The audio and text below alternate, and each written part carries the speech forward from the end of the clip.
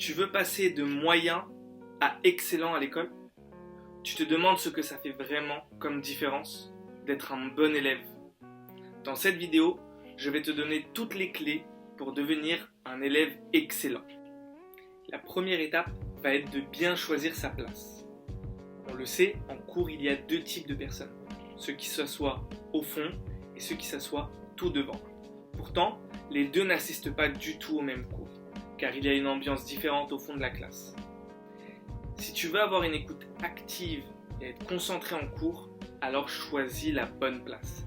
Mais pas que en termes d'emplacement. Il faut choisir la bonne personne à côté de qui tu seras. Car la personne à côté de qui tu seras aura un impact direct sur ton travail. Si celle-ci est studieuse, alors elle va te motiver à mieux travailler. Par contre, si celle-ci n'est pas du tout studieuse et qu'elle n'écoute rien en cours, alors elle va te freiner plutôt que te motiver.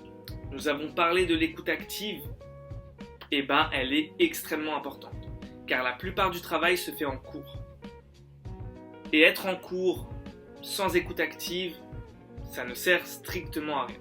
Alors si tu es en cours, il faut une écoute active.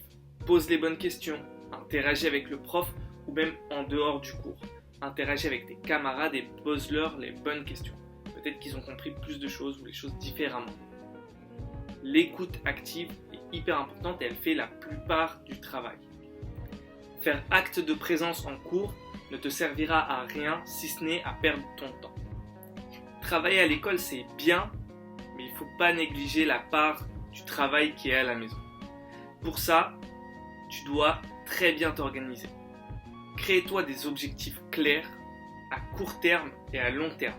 Par exemple, dans cette semaine, je vais apprendre tel chapitre. Et dans le mois, je dois apprendre tel nombre de chapitres de cette manière. C'est comme ça que tu dois procéder. Il faut que tu aies des objectifs qui soient atteignables et qui aient une limite de temps pour que tu puisses y aller le plus vite possible.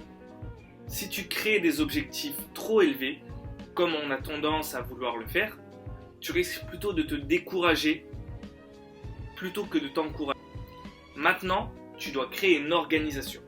Moi, je te conseille d'utiliser une app dédiée pour créer un emploi du temps sur 5 jours en semaine.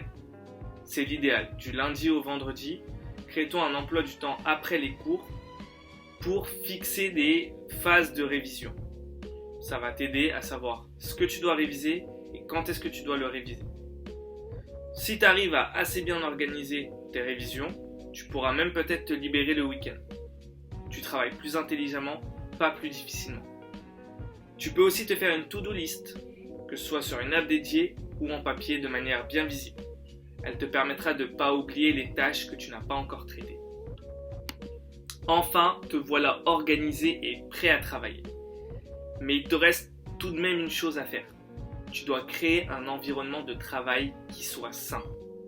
Un bureau, un endroit calme, ton téléphone qui ne soit pas à proximité.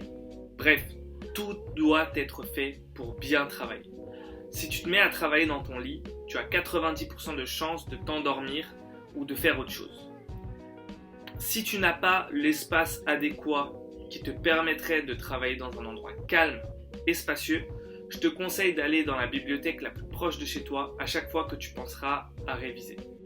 Tu l'as compris, tu ne dois pas travailler plus difficilement.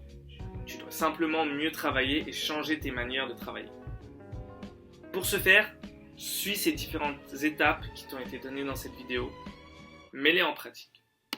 Tu l'as compris, l'élève excellent ne travaille pas plus difficilement, mais il travaille plus intelligemment. Mets en pratique les différentes étapes que nous avons vues là, et un bon état d'esprit, et surtout, apprends de tes erreurs. Si tu veux d'autres vidéos de mindset sur différents thèmes, n'hésite pas à liker et à t'abonner à la chaîne.